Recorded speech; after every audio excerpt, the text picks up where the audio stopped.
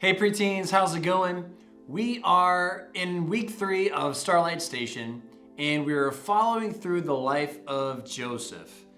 This week, Joseph's in a rough spot. Joseph, he is a slave in Egypt, but we'll get to that in a minute. I want you to think about this.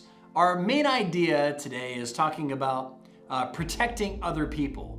And I want you to think about who are the people who protect you. So you probably have like your mom or your dad or your grandparents. You have police officers and firemen. You have teachers. You have all of these people who try to take care of you, who it's their job to make sure that you're safe. You know, having somebody look out for you is kind of a great thing, knowing that you have someone who's got your back. Well, in our story today, Joseph is actually going to be looking out for his master.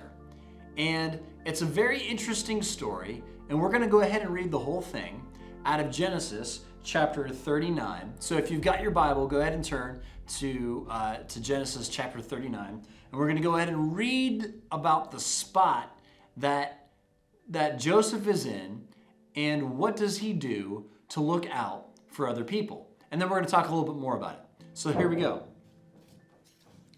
Now, Joseph had been taken down to Egypt. Potiphar, an Egyptian, was one of Pharaoh's officials, the captain of the guard. And he bought him from the Ishmaelites who had taken him there. The Lord was with Joseph, and he prospered. And he lived in the house of the Egyptian master. When his master saw that the Lord was with him, and that the Lord gave him success in everything that he did, Joseph found favor in his eyes and became his attendant. Potiphar put him in charge of his household, and he entrusted his care of everything that he owned. From the time he put him in charge of his household and of all that he owned, the Lord blessed the household of the Egyptian because of Joseph. The blessing of the Lord was on everything that Potiphar had, both in the house and in the field. So he left in Joseph's care everything he had, with Joseph in charge. He did not concern himself with anything except the food that he ate.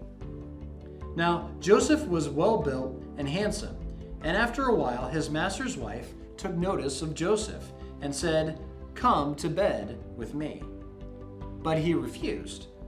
"With me in charge," he told her, "my master does not concern himself with anything in the house and everything that he owns he's entrusted into my care. No one is greater in this house than I am. My master has withheld nothing from me except you, because you are his wife. How then could I do such a wicked thing and sin against God?" And though she spoke to Joseph day after day, he refused to go to bed with her or even be with her. One day, he went into the house to attend to his duties, and none of the household servants were inside. She caught him by his cloak and said, "Come to bed with me." But he left his cloak in her hand and ran out of the house. When she saw that he had left his cloak in her hand and had run out of the house, she called to her household servants. "Look," she said to them, "this Hebrew has been brought to make a sport of us. He came here to sleep with me, but I screamed. When he heard me scream for help, he left his cloak beside me and ran out from the house." She kept his cloak beside her until the master came. Then she told him the story.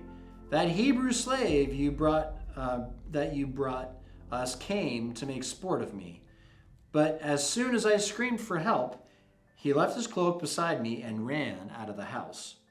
When his master heard the story, his wife told him, saying, "This is how your slave treated me." He burned with anger. Joseph's master took him and put him in prison, the place where the king's prisoners were confined. But while Joseph was there in the prison, The Lord was with him. He showed him kindness and granted him favor in the eyes of the prison warden. So the warden put Joseph in charge of all those in the prison, and he was made responsible for all that was done there. The warden paid no attention to anything under Joseph's care, because the Lord was with Joseph and gave him success at whatever he did. So in this story, Joseph was presented with a choice. Joseph had been blessed by God in everything that he did, because Joseph wanted to please his God. And the one way that he could do that was through serving his master. So as Joseph went about his duties, he did his best, and God blessed his efforts. So Joseph then was presented with a temptation, a challenge, that he knew that if he gave into that temptation, that things would change, that he wouldn't be honoring God, he wouldn't be